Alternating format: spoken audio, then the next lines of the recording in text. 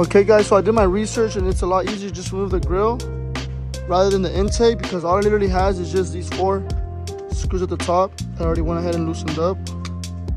1, 2, 3, 4. I don't even think we have to remove the whole grill. I think we could just literally pull it back. There you go. And now for the headlamp itself, it has a total of 4 as well. So it has 1, 2 on the side. You can see them right there, 1, 2, and then 1 more at the very, very bottom. Down here, it looks like it's a little harder to get to, but I'm pretty sure we could squeeze something in there. So let's take them off and just remove the headlamp. Okay, so this is the old one, and this is the new one.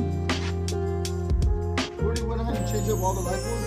So before I go ahead and assemble it back together, I like to actually test it first, because just in case, because you know how sometimes you gotta switch the bulbs the other way, vice versa, porque a veces no prende. So back to unscrewing the screws. So let's go ahead and try them right now. If everything works good, we'll go ahead and take it out.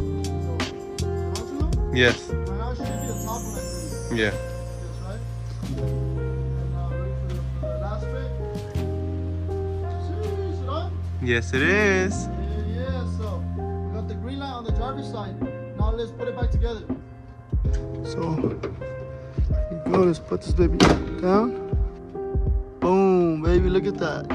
So we are gonna go ahead and just wait for